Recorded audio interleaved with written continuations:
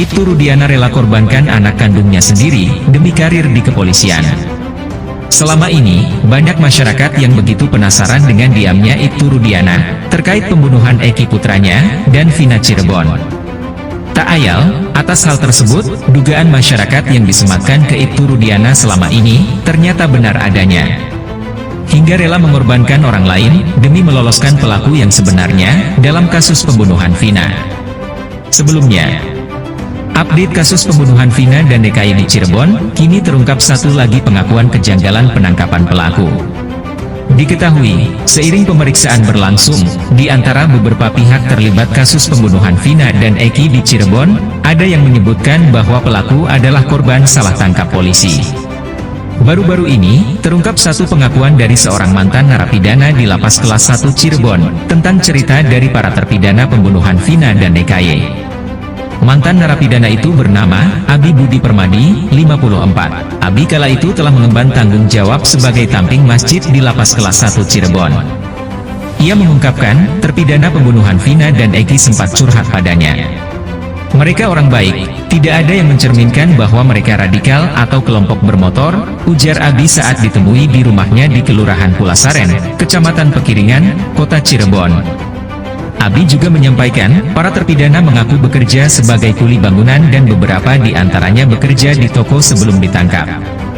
Pria mantan narapidana kasus tindak pidana korupsi, Tipikor, itu menyebut, teman-temannya yang merupakan mantan anggota geng motor tidak mengenal para terpidana tersebut. Semalam saya bertemu dengan ketua geng motor dan menceritakan bahwa anggotanya yang sedang berada di dalam sel Lapas Kelas 1 Cirebon tidak mengenal para terpidana ini, kan miris. Idealnya kalau satu geng, mereka saling kenal dan enggak logis kalau satu geng satu kampung rumahnya, ucapnya. Para terpidana itu masuk tahun 2017, kalau enggak salah.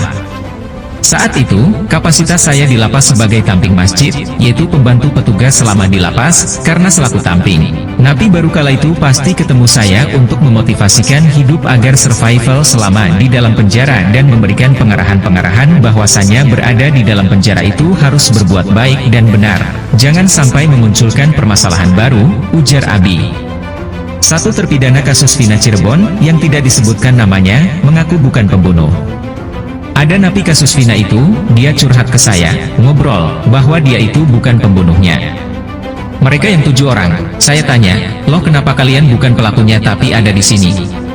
Ucapnya, para terpidana mengaku bahwa mereka mendapat perlakuan kekerasan oleh petugas di Polres maupun di Polda agar mengakui perbuatan yang tidak mereka lakukan.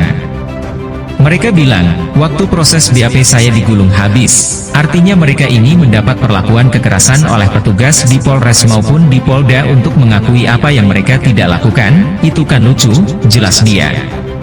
Kata Abi, mereka takut jika harus berbicara sebenarnya.